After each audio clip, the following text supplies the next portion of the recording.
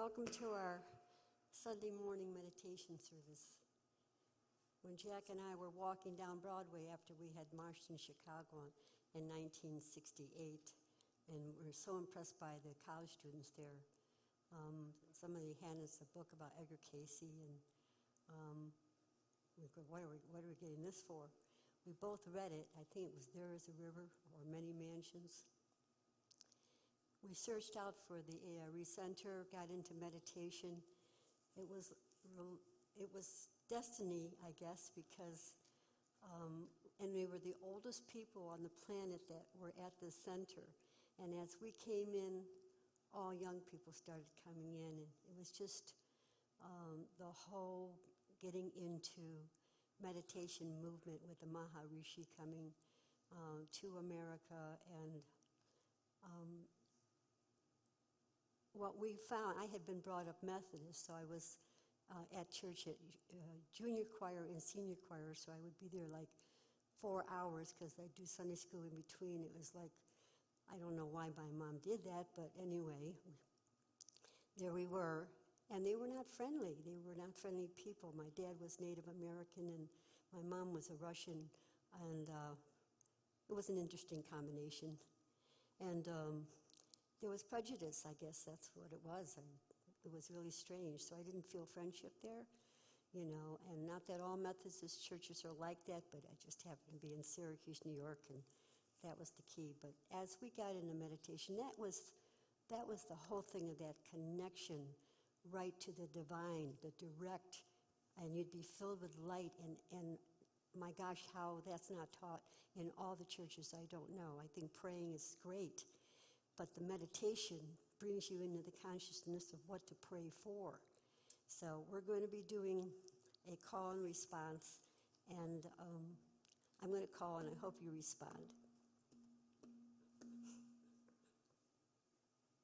I open to love,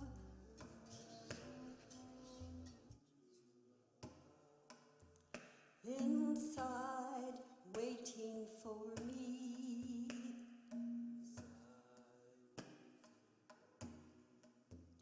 to free me up,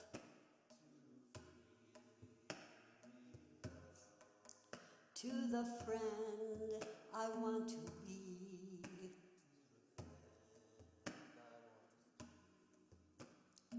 Love is the source of all life.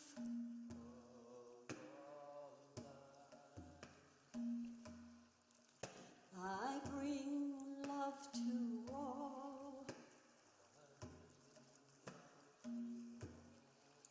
divine love to all, to spread the word that we are all one. Love is the source of all life.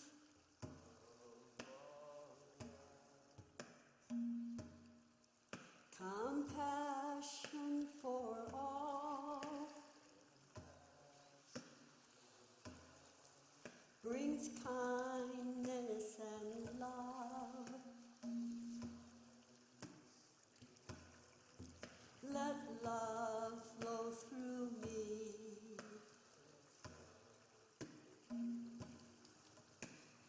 Love, divine love.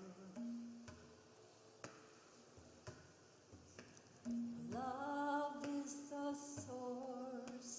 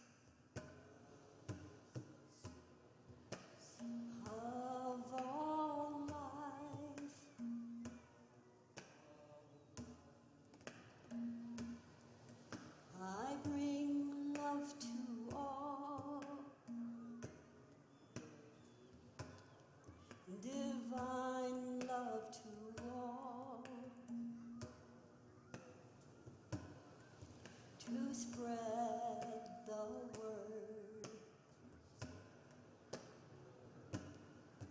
that we are all one. Love is the source of all life.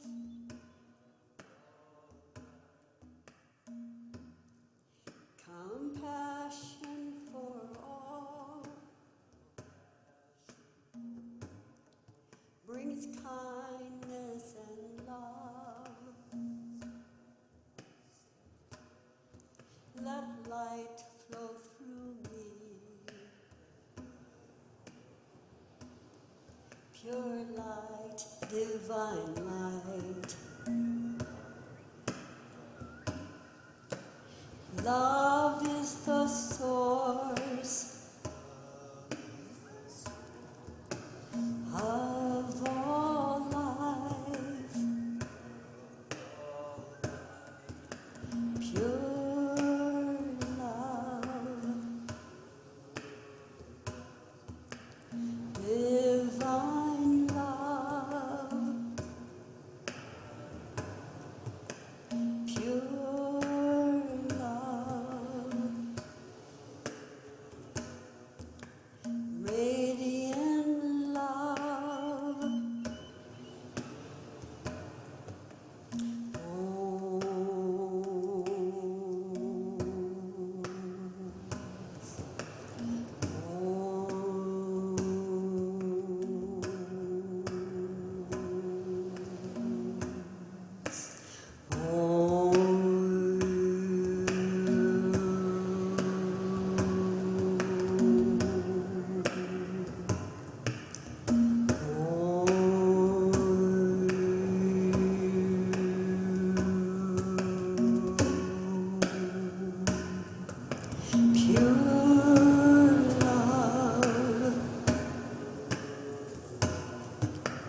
Radiant love,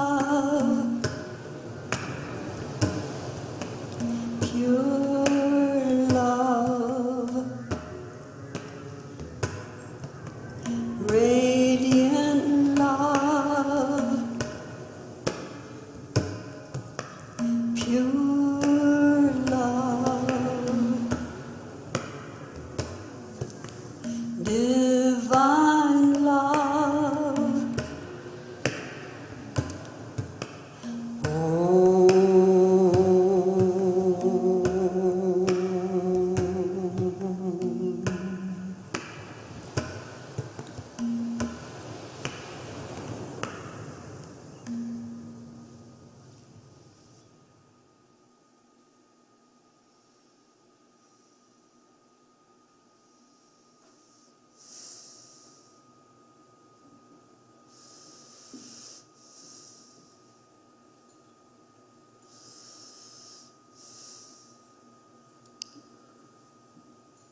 Good morning, everyone.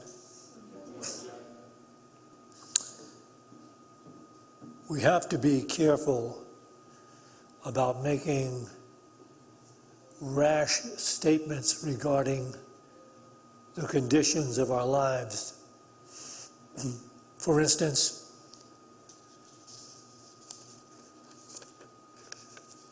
because when we do that, we are assuming that it's a fact of life.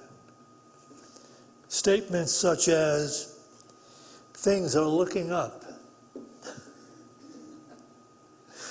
or the best things in life are free. You need to end that with sometimes, or things are looking up, maybe. My life is a train wreck. That's a good one. And the new one today that is used quite a bit, it's all good. I can tell you that back when Norma and I were living in New York City and struggling to survive, really, financially, we had reached a place where we were, see, I was out of work and angry and going through a mental depression. And Norma had temporary typing jobs every now and then that kind of kept us going. But we were taking soda bottles back and cashing them in so that we could buy a loaf of raisin bread and cream cheese, which was the staple of our meals sometimes. But it was times of, quite difficult times. And we would say things like, we have hit bottom. And it's an expression we had used at that time. We had hit bottom. At that time, oh, you know what? I left my book. I need my book to do this talk. Is there anybody here that works for Unity? Is anybody here who's awake? Can I take a minute to go get my book? Or tell us where it is. We'll get it. No, you'll never find it.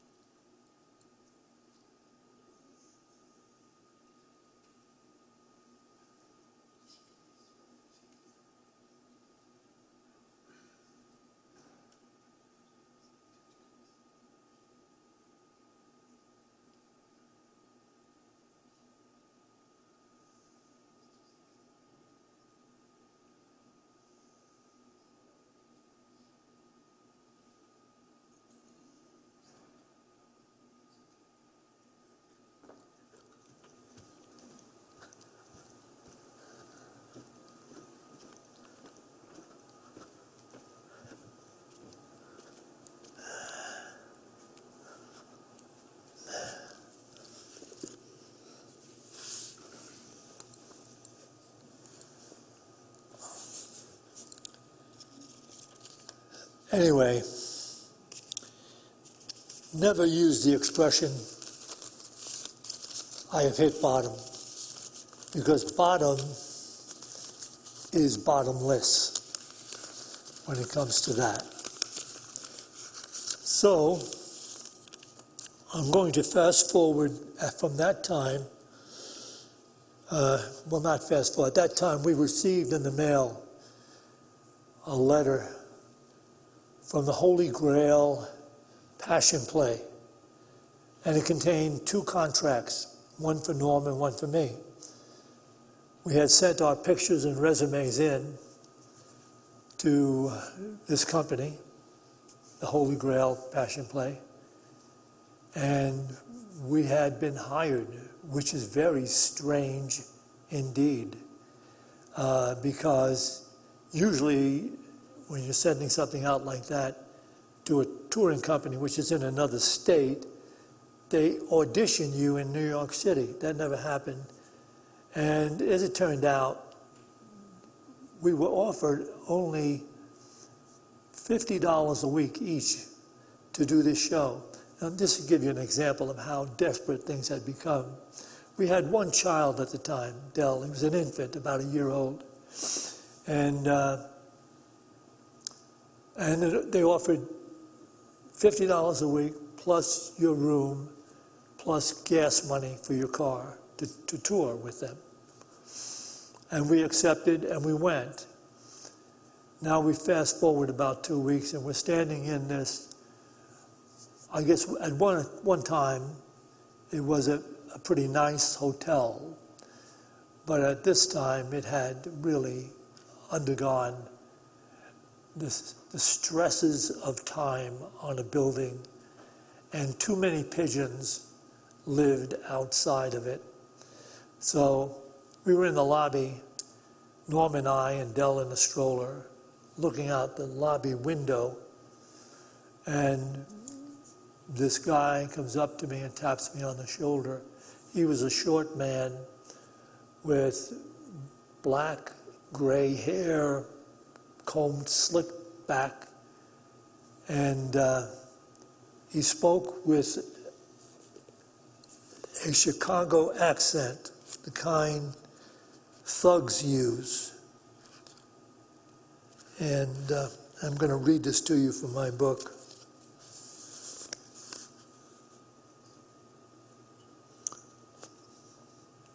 So a handful of people were waiting to check in, and Norma and I, along with Dell in a stroller, took up positions near the lobby window, knowing or watching or looking out at our borrowed car.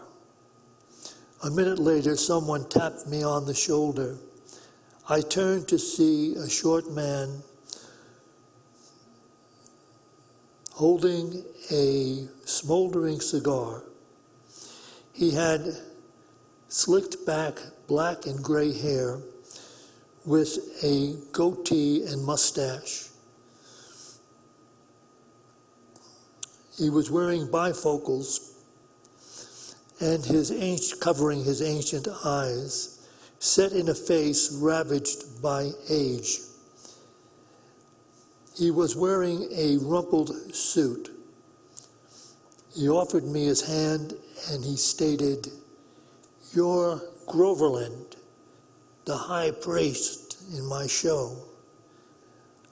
I'm Stan Danford, the Christ," he said. "It's a pleasure to meet you, Mr. Danford," I said, thinking to myself, we were wrong back in New York City when we thought we had hit bottom.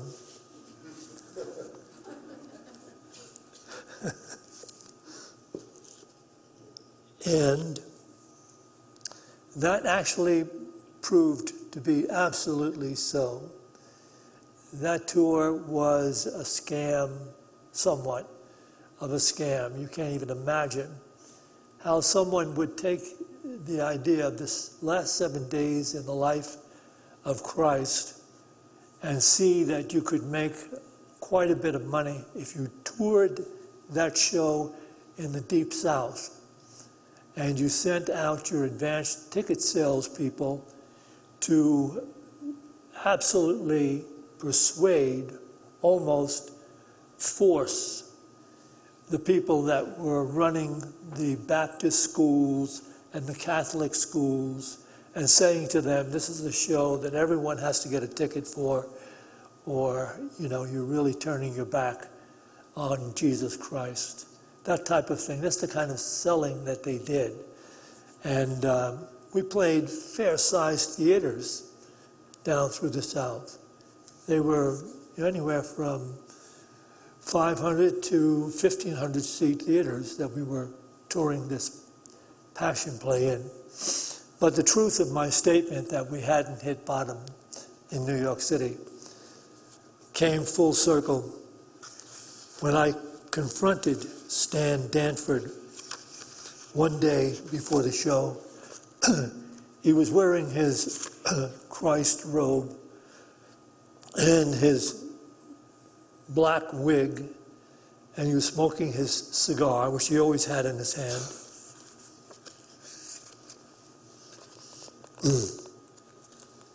And so I confronted him about the playbill. "Stan, why are all these secondary characters listed as being played by people, actors we've never heard of?" "What difference does it make?" he said. "It's a matter of truth," I responded. "The actor should," and he cut me off, holding his soggy, smelly cigar in the air. "What's truth? You're getting paid, aren't you? You're getting gas money for your car. You're getting a room. That's all that is true, and that's all that is necessary. That's the truth that counts," snapped the Lord. I'm joking now. "The rest is bullcrap, son." I said, "Why not just print the real names of the actors playing those roles?" "Because," the Lord said, "the audience will look hard to see through the makeup and the costumes. You You want them to know that Matthew is also Nicodemus, the priest who betrayed Jesus? I interjected, it wasn't Nicodemus who betrayed Jesus. Who the effing cares, said the Lord. Danford smiled. You tell these hicks there's only 13 real actors in the cast, and they'll think the show is actually undermining their precious Jesus. They should know the sacrifices that Henny, my wife, and I make to do this show. But you know what? How about I give you an extra $15 a week to keep a lid on this discussion? Something inside me screamed, hell no. But I said instead, can you make it 20? Can you imagine, I asked, can you make it 20? I asked, pressing my advantage. Danford said, okay, and I said, thank you, Lord. What it turned out to be, they would get a guarantee from the JCs in every one of these towns for the 27 actors they had in that playlist. They would get a guarantee. Well, they did fairly big audiences, but sometimes they didn't quite as big. And the town coffers would make up the rest to cover the 27 characters that were in the play. And so we had all those different names, but there was only 13 actors doing that show, and most of them were doing two parts, doing costume changes, etc. So that was my experience when I met the Christ and the Holy Grail Passion Play. Today I was thinking about sharing the reality of life and our journey in it. And I want to start with this particular PowerPoint, please. You can read this in John 8, 31 to 32. Jesus then said to those who had believed in him, if you continue in my word, you are truly my disciples, and you will know the truth, and the truth will make you free. That, of course, is one of the most popular Bible quotes, and you hear many people use that idea, the truth will make you free. But too often you hear people using that concept in the awareness that somehow or other the truth is an intellectual concept, that when you grasp it, it's going to free you and make you capable of gaining all the treasures and pleasures you need from the material world. But the statement is better understood as, if you know the truth, you will be the truth, and you will speak the truth. Can you speak and live the truth without deviation? This sounds like, well, almost anybody will say, oh yeah, I can. No. If you are honestly and somewhat introspective about your mind and your life, you'll see that on occasion you don't honor that you deviate from the truth for purposes you think are viable and necessary. But what is being said here is, can you be the truth? And to be the truth, we have to understand this. Can we have the next PowerPoint, please? This is from Polishing the Mirror by Ram Dass, a rather enlightened guru. This is on page 44, paragraph 2. You and I are in training to become conscious, compassionate beings in the truest and deepest sense. Become an instrument of joy, an instrument of equanimity, an instrument of presence, an instrument of love, an instrument of availability, and at the same moment, absolutely quiet.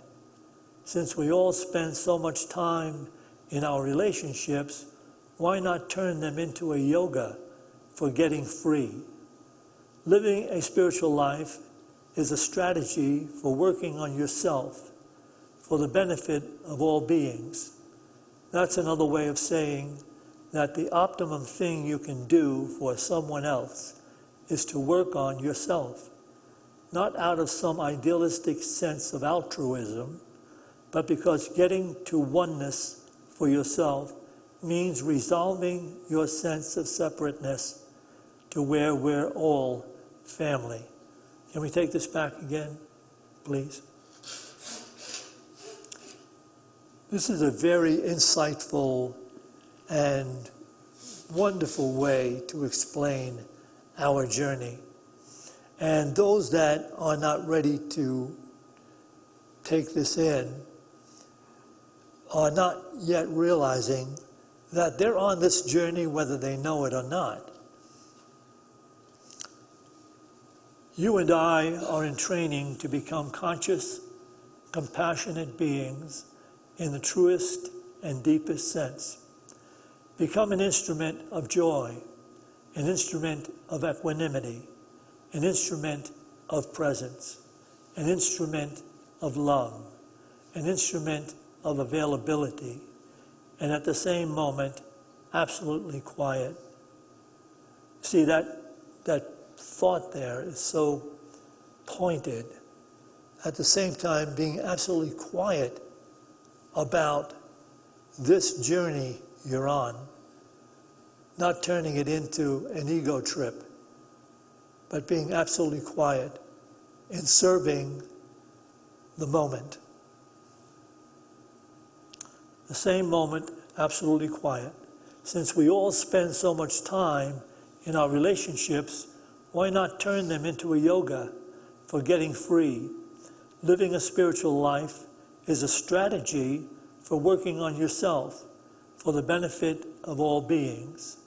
That's another way of saying that the optimum thing you can do for someone else is to work on yourself, not out of some idealistic sense of altruism, but because getting to oneness for yourself means resolving your sense of separateness where we're all family. See that line right there? He's talking about our training. And here you have the goal. It is to end the illusionary concept of separation or separateness.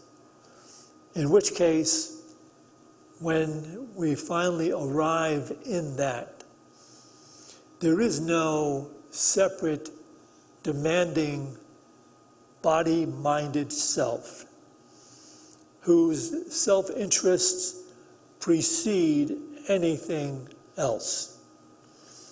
What it is saying is, on this journey, what occurs is you finally attain to the awareness of the interconnectedness of all life, not just as a concept, not just because the new science is saying that that is so, but because you are arriving in the vision where you have practiced enough to see how this which we are asked to do, which is to be considerate, compassionate, serving beings, recognize the way it affects all that we used to see that we called life. For now it has changed in its relationship, not only from us, but to us. This is the journey into the kingdom of heaven. In other words, I sometimes say it this way. People keep thinking about heaven being some distant place, some place beyond the stars or whatever, where you enter in and there's a completely different, beautiful world where you carry on your life. But if you got to heaven without ever having changed the limited grievances, fears, concerns, and tiny hatreds that you carry with you, if you got there, what would have to happen? You would have to be trained in how to be a heavenly citizen. That is what is taking place here, now. This is all that the masters are speaking about. Are you into your training? In other words, or are you still hanging out in the illusionary idea that, well, I make out all right. I'm not the worst guy in the world, and so I expect things will be all right when I drop the body. How about dropping the body when you're enlightened? How about having gone through all the transformation that is necessary for your own consciousness, including your soul awareness, before you ever decide to release the body? And what would that actually mean? All right, here's the absolute truth and what it will mean. Can we have this next PowerPoint, please? This is from Mastery of Love by Don Miguel Ruiz. Heaven or hell is here and now. You don't need to wait to die. If you take responsibility for your own life, for your own actions, then your future is in your hands, and you can live in heaven while your body is alive. It's interesting that you can hardly find an enlightened master who teaches or writes books who doesn't absolutely give this out over and over again. And of course, Jesus said the kingdom of heaven is within you. It's all around you. But for a while, and it may be quite a while, you don't see it.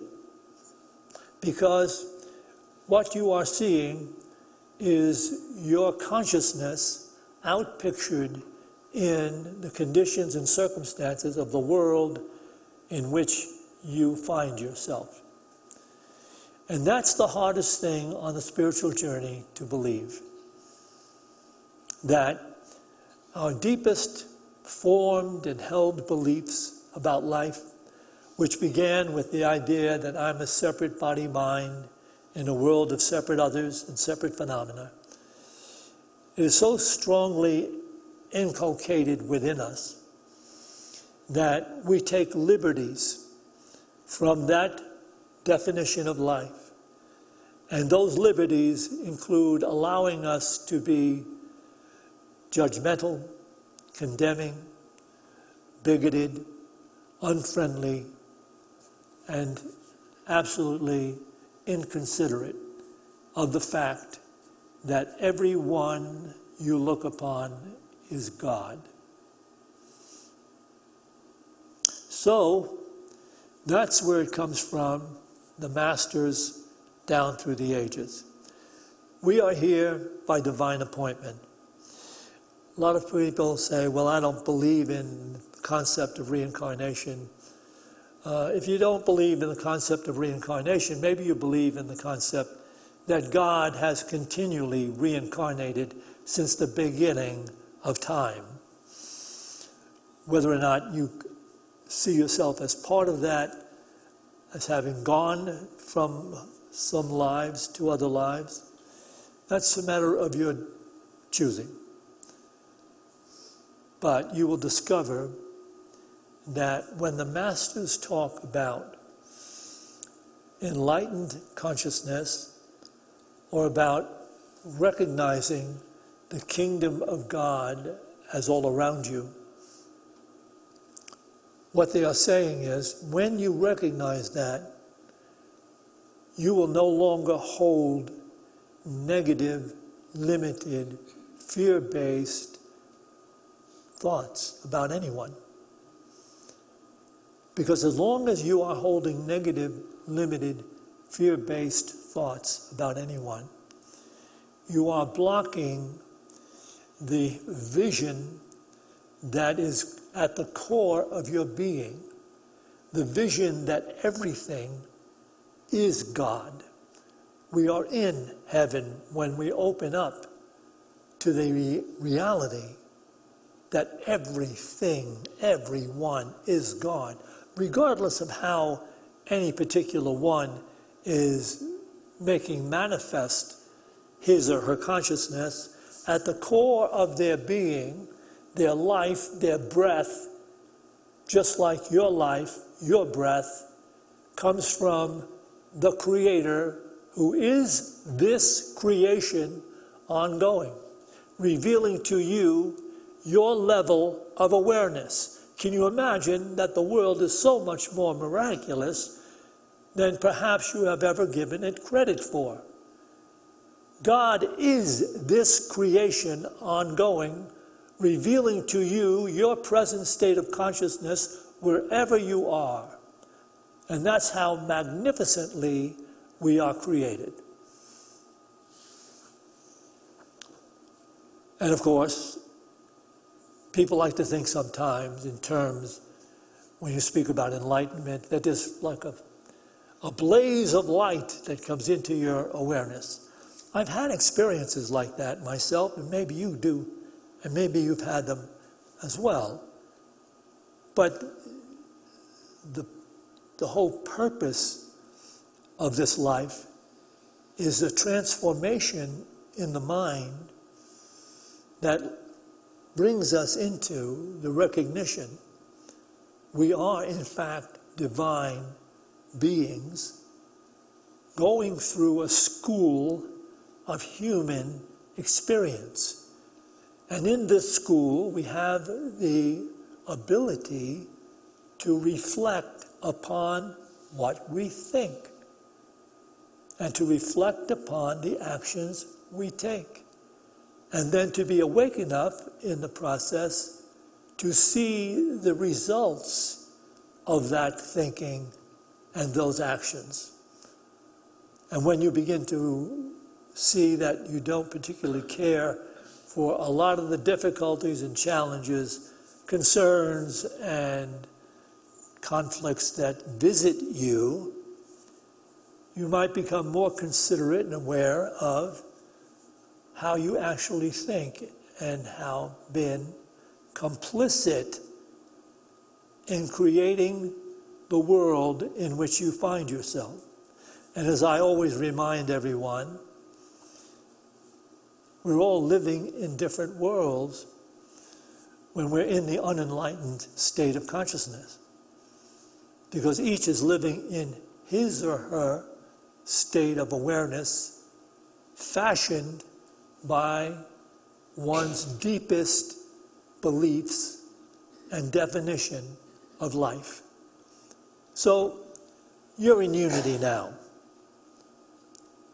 Anyone who's, been carrying on their religious purposes in traditional religions will look at this and think, wow, it's just not as simple as it seemed before, that if I was doing good deeds and things like that, then on a day when I do drop the body, I will enter into heaven, a place of love and joy and consideration. But here, what you're listening to is what that first Bible quote is all about. You will know the truth, and it will make you free. Whereas in the unenlightened state, you do not know the truth. You assume you know the truth from your ego-centered idea of things and your limited perception of the outpicturing of your consciousness. But if you do the practice of the presence, if you do the meditation, eventually it dawns on the mind that everything is sacred, regardless of the limitations it is going through. It is still an aspect of God struggling to know itself as an instrument of love, consideration, peace, forgiveness, and truth.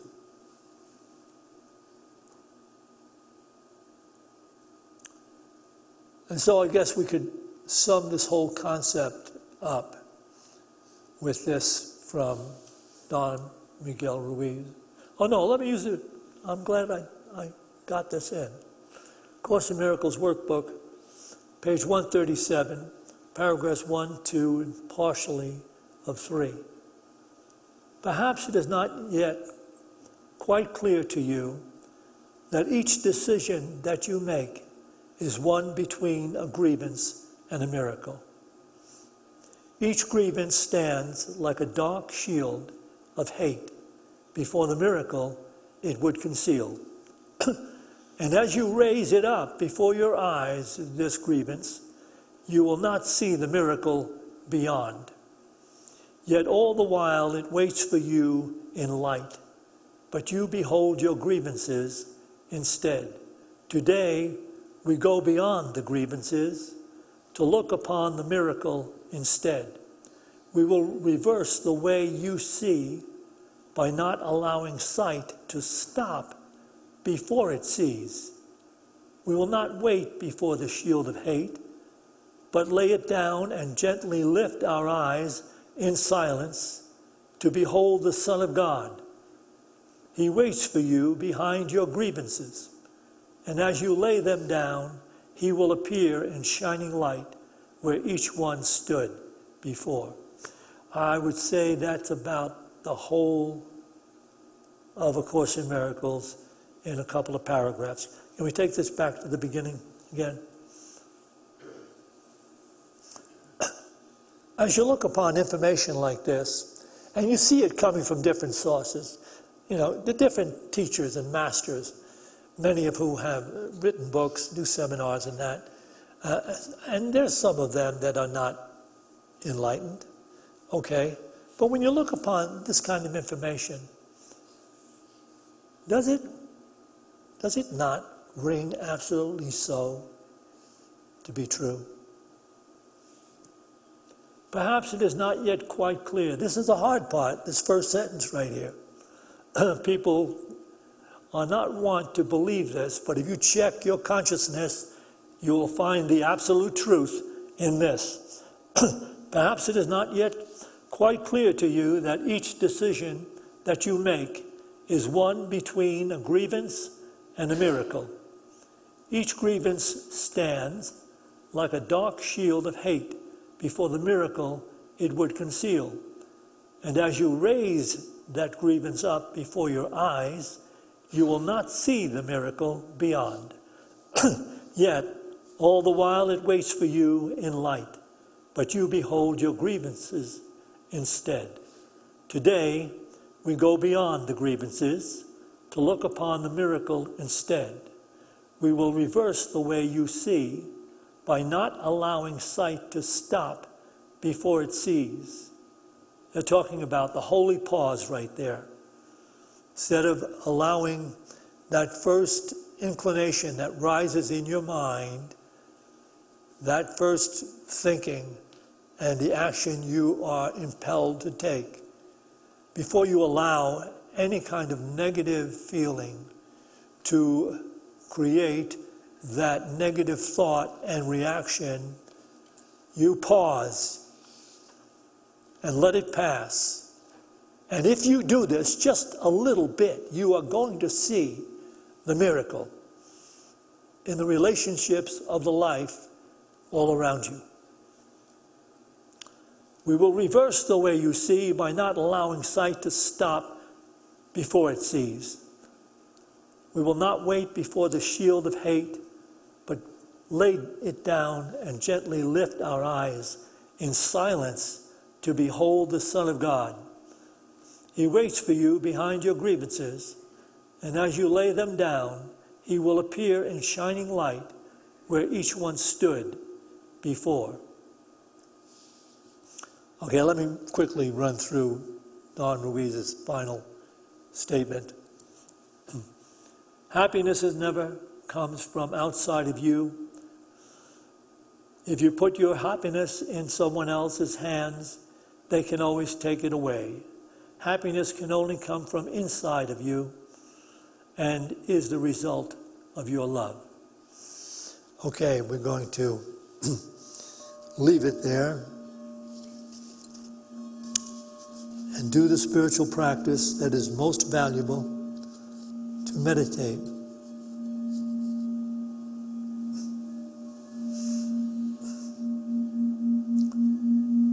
Begin by taking a couple of deep breaths. As you release the breath, release any cares or concerns. Really, you should be releasing the past and the overestimated projections of the future. And bring yourself into this moment, which is where Master Eckhart Tolle would have you. See if you can do it. Just exist in this moment. And whatever cares or concerns or disruptive thoughts that may rise within you, you simply let them come and let them go, and return your awareness to this particular mantra of truth. Everything I look upon, everything I see is only God waiting for me to recognize His will, to love no matter what.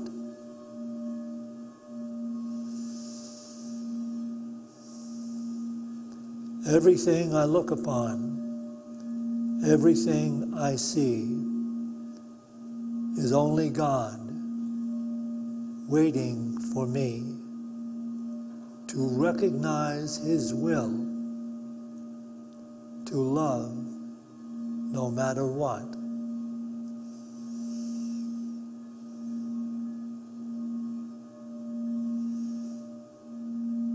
Everything I look upon, everything I see is only God waiting for me to recognize His will, to love no matter what.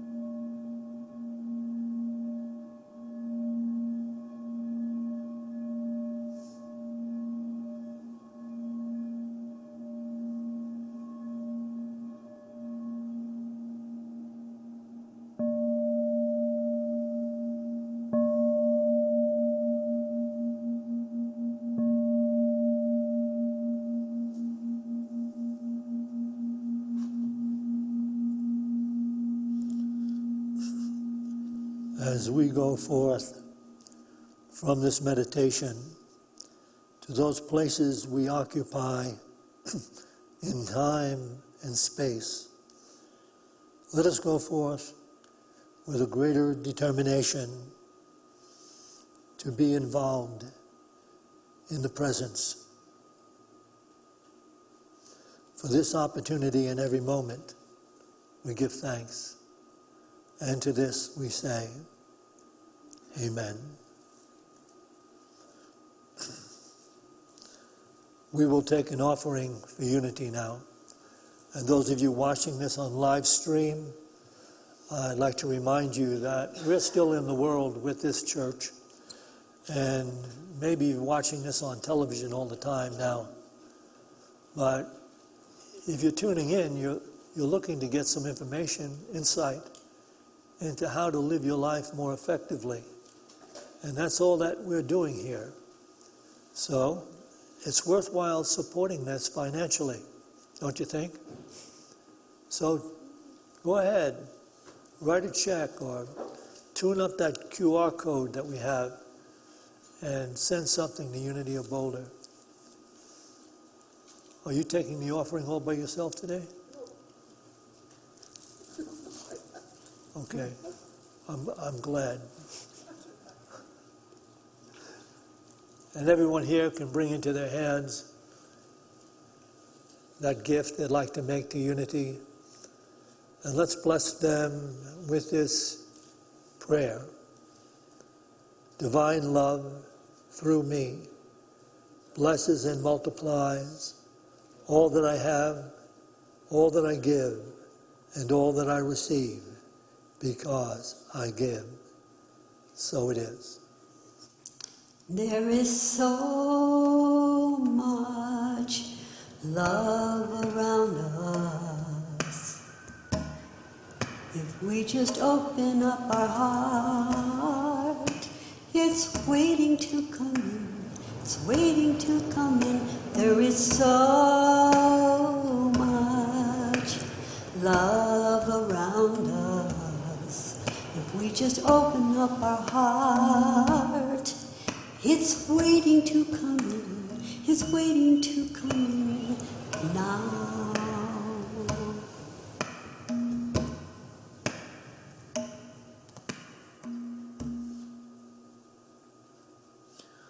Join me now, please. We dedicate these tithes to the will and the work of the Spirit of truth, the Spirit available to each of us, the Spirit that joins all of us. We dedicate this tithe to the victory of the Spirit of truth. Amen. We have refreshments in our fellowship hall through these doors to your right. If you want to get some tea and treats, you can go there. But we also have, following this service, a group discussion for anyone who wants to attend. That takes place in the bookstore through these doors to your left. And anyone can join in that. If you have any questions about today's talk or anything to do with unity, you can just bring it up, or anything to do with your spiritual journey, you can bring it up. We have quite a few people there that be willing to discuss it all and bring to light some of the things you may be seeking. Anything else? That's it. Santisha will be officiating at the second service, and if you have the time, stick around for the 11 o'clock service, because I find her insights amazing. They kind of follow up quite often on what I have said this morning. So, if you want to, stick around and enjoy the second service. I need to make an announcement. Okay. So next Sunday at 9 a.m., we're going to have a special meditation service led by Rigpa, who is our Kundalini teacher here at Unity. She'll be doing a Kundalini breath service ending with a gong bath that's going to happen in here. So invite your friends. It's a special opportunity to do some really deep breathing work. So I just want to let you know that's next Sunday at 9. Is that going to go on through? Are you going to do the same thing at the second No, service? I'm speaking at the second service. For Oh, okay. You get a day off, Jack. You just didn't know. I am taking a day off. I'm actually, Oh, you're leaving town. So I you am- didn't even know that either, right? I am going down on the worst road trip there is. There's no road trip as bad as the one from here to Texas. And I'm going to be on that road trip with Norma, heading down to see my sons. And so we'll have a wonderful time when we get there. But before we get there, that road trip is just, Great. it'll be great. Okay. We'll have a great time. Have me next to you. I have her next to me. Okay. So, everyone, have an amazing day.